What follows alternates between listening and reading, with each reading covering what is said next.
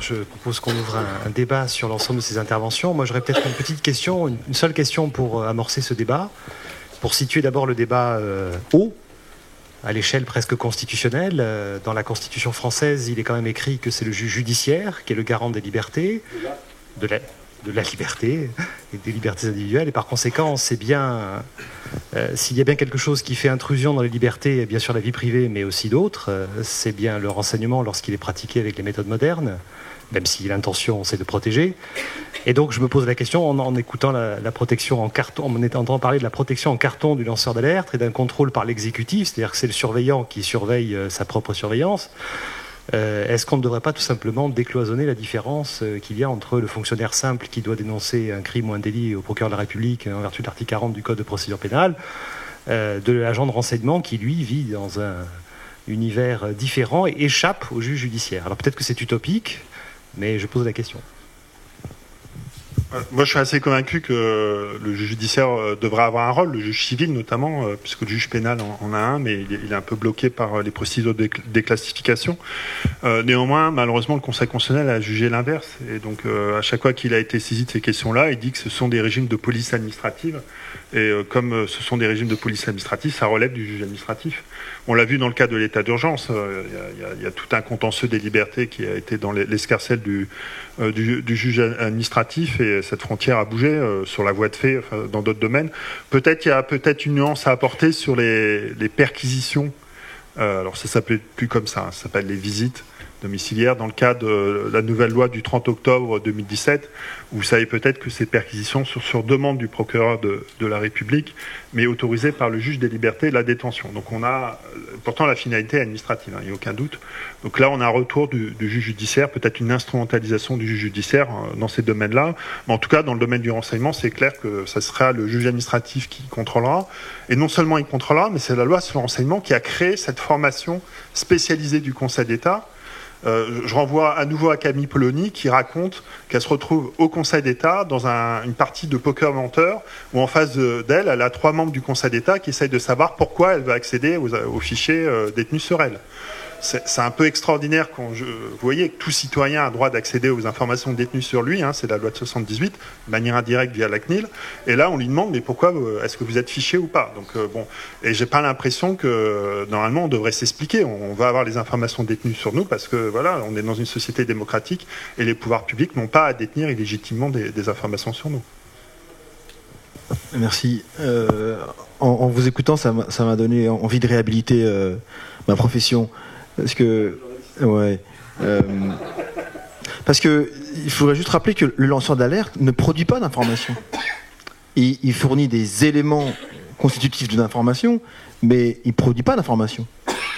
Très brièvement, c'est-à-dire que Snowden, qui est la figure emblématique du lanceur d'alerte, il dit lui-même, et d'ailleurs il le dit, c'est visible par tout le monde, dans le film Citizen4, il dit « Moi, je vous livre des informations, c'est à vous de savoir quoi en faire. » Et avec Martin, on a travaillé sur des centaines de documents, et la plupart ne sont pas exploitables, n'ont pas d'intérêt relevant de l'intérêt général. Et donc quand vous dites, dans ce cas-là, il faudra que si la protection, soi-disant protection légale offerte aux lanceurs d'alerte, vous avez raison, elle est loin d'être satisfaisante, et après vous dites, bon, dans ce cas-là, il faudra aller via un système non contrôlé, mais le métier de journaliste et cette profession, elle offre des garanties déontologiques, des garanties professionnelles, un travail sur l'information, le respect de l'intérêt général. Il y a des procédures hiérarchiques, de relecture, il y a un positionnement clair de rôle dans la démocratie. Le lanceur d'alerte, ça reste sur le fond une source. C'est pas lui qui décide, qui décide. C'est pas un problème de périmètre et de prérogative. C'est un problème de savoir-faire. C'est un problème de métier.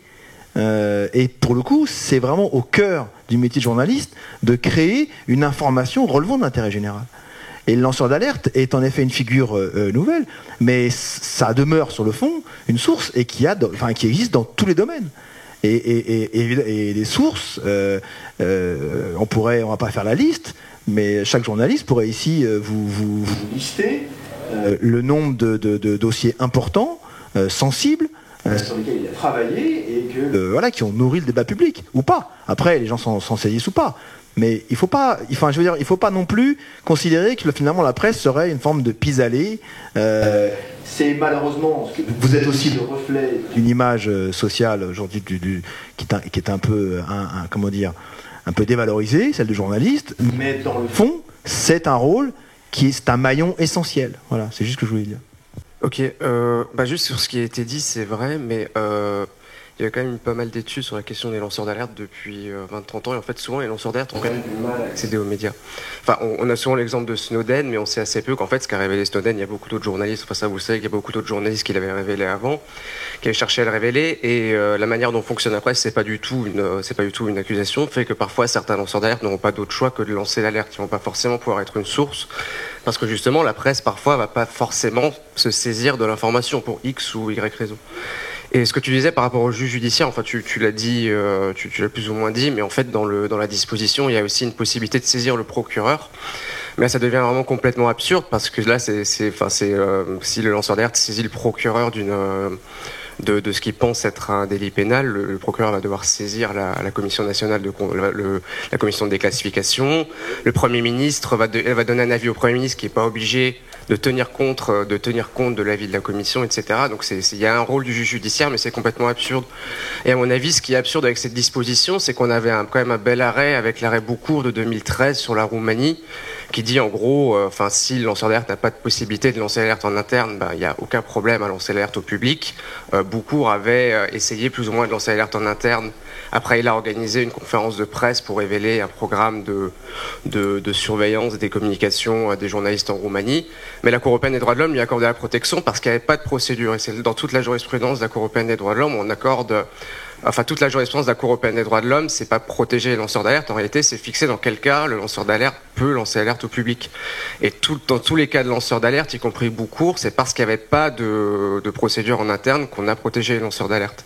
Donc avant cette disposition, en réalité, on était dans une situation beaucoup plus favorable en termes de construction d'une stratégie parce qu'on aurait pu aller devant la Cour européenne des droits de l'homme et obtenir protection parce qu'on aurait pu mettre en avant le fait qu'il n'y avait pas de protection, il n'y avait pas de canaux d'alerte interne.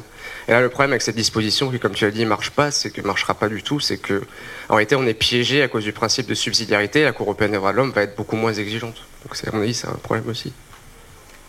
En fait, moi, je pense pas du tout que la révélation aux journalistes de l'information soit un pis-aller. En fait, dans les mécanismes de lanceurs d'alerte, il y a l'idée de graduation du canal qu'on utilise. C'est-à-dire il faut utiliser le canal le plus interne possible et si ça marche pas, on va vers un canal externe. Et donc normalement, l'information aux journalistes, révéler aux journalistes ces informations, c'est le dernier recours. C'est vraiment quand rien d'autre fonctionne. Et donc, si on avait un système de lanceur d'alerte, de canal de lanceur d'alerte qui était efficient, il n'y aurait pas besoin d'aller voir les journalistes. Simplement ici, avec cette loi-là, je constate que comme ça ne fonctionnera pas par les autres canaux, le mieux pour un lanceur d'alerte, c'est d'aller voir la presse, parce que son information, une fois je suis d'accord avec vous, il y a un travail de journaliste à faire, l'information sera triée, on verra ce qu'il faut révéler, pas mettre en danger les agents, etc. Mais une fois qu'elle sera révélée, ça sera plus efficace pour remédier au danger dénoncé. Parce que la finalité d'un lanceur d'alerte, c'est remédier à un danger. C'est le moyen le plus efficace d'essayer de trouver une solution à ce danger. Alors, la version la plus vertueuse, c'est il va y avoir des journalistes et les journalistes font le tri. C'est ce qui s'est passé à Snowden. Mais je rappelle que de plus en plus, c'est plutôt on envoie tout à Wikileaks et Wikileaks révèle tout sans trier. C'est ce qui est arrivé dans plusieurs affaires tout de même. Et là, c'est le grand déballage, y compris le déballage qui peut mettre en péril certaines vies, etc. Et je pense que le vrai danger, il est là. C'est que là, il y a une complémentarité entre lancement d'alerte et journaliste, mais on peut avoir ce problème du leaking qui obéit à d'autres ressorts, qui obéit à des ressorts de transparence, de volonté de société de transparence, mais qui expose aussi un certain nombre de dangers, donc qui est pas sans risque. Alors sachant que moi je distingue le leaking et le whistleblowing, il y a d'autres personnes qui ne sont pas forcément d'accord avec cette distinction-là, ou en tout cas avec les critères de distinction. Je suis Berline Jean-Pierre, je suis étudiante en Master 2 à l'Université Grenoble-Alpes, carrière juridique internationale. Sur le point du contrôle juridictionnel, est-ce qu'il ne faut pas poser la question de la preuve? Et si la question de la preuve, les règles sur la preuve sont des règles qui est appropriées à ce domaine, le domaine sur les données, les métadonnées, tout ça. Et s'ils ne sont pas appropriés, est-ce qu'il ne faut pas avoir de nouvelles règles beaucoup plus conformes par rapport à la nature même de ces types de données? Merci.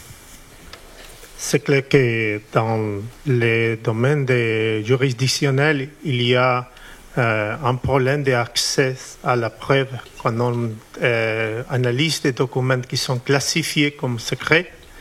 La recommandation qu'a fait l'Agence des droits fondamentaux, c'est que les organismes qui sont chargés de la supervision des services de renseignement ont, premièrement, de l'indépendance. Il peut être, bien sûr, des juges, mais aussi des organismes administratifs, comme le cas de la France, et en dernier ressort, la justice administrative, qui est le Conseil d'État. Mais les points les plus importants, c'est que cet organisme de supervision ont un accès total sur les informations. Cet accès total, ça veut dire qu'on va analyser bien sûr tous les éléments de preuve avant de prendre une décision. Même si cette preuve finalement ne va être publique pour raison de sa classification. Moi, je voudrais juste poser la question que je viens de poser, mais à voix haute. Il n'y a jamais eu. Je voudrais savoir s'il y avait eu un conflit ou une résolution de ce conflit, soit en doctrine, soit en jurisprudence, entre le droit commun du fonctionnaire qui doit aviser le procureur de la République ou le renseignement qui paraît totalement autonome, puisque l'un va voir le procureur de la République et l'autre reste dans le monde très particulier du renseignement. En clair, si un agent de renseignement va voir le procureur, qu'est-ce qui lui arrive? En fait, la question se pose assez souvent sur fonctionnaire à l'article 40, c'est-à-dire comment on combine. Le problème, c'est que l'article 40, c'est une obligation, mais est-ce qu'il n'y a pas de sanction? Donc c'est un peu. Oui, mais elle n'existe pas pour l'instant.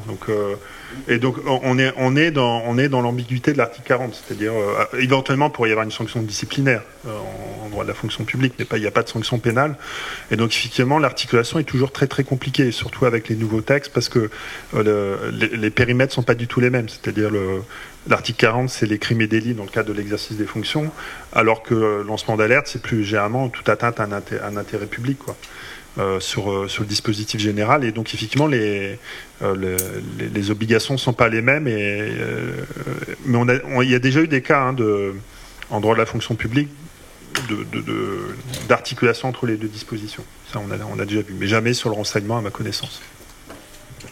J'ai une question. Est-ce que vous avez des cas ou des jurisprudences de lanceurs d'alerte qui auraient utilisé les dispositifs mis en place par la loi Sapin 2 parce que moi j'ai l'impression de connaître plus de cas de lanceurs d'alerte qui ont eu des problèmes. Je pense à Stéphanie Gibault avec la banque UBS qui a lancé une alerte qui sur des histoires de détournement et qui depuis 5-6 ans explique qu'elle a perdu son emploi, sa situation de famille, etc.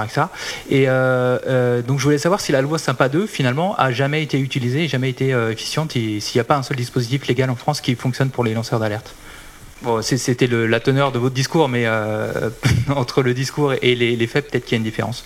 À la décharge de la loi Sapin 2, c'est une loi relativement récente, c'est novembre 2016, et donc on ne peut pas encore vraiment voir les cas apparaître, et tous les cas qu'on cite, c'est des cas antérieurs à la loi, pour l'instant.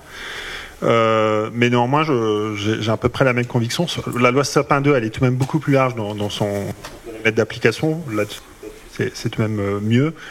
Néanmoins, elle demeure critiquable sur plusieurs aspects. Donc je ne suis pas très sûr que ça soit un mécanisme qui rassure totalement le lanceur d'alerte et qui l'utilise systématiquement.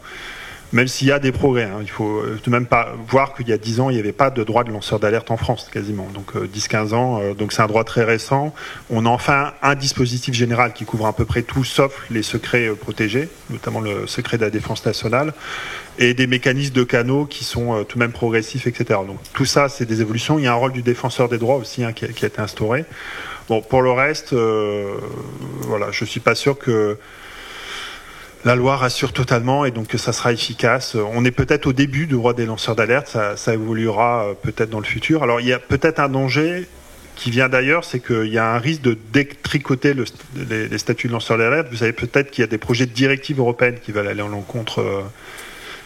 l'encontre de ce qui s'est déjà fait. Et même si vous regardez les ordonnances travail, les ordonnances Macron, ça revient partiellement sur des choses qui avaient été mises dans la loi Sapin 2. Donc on peut avoir certains retours en arrière s'agissant de la protection des lanceurs d'alerte, même si elle a beaucoup évolué ces dernières années.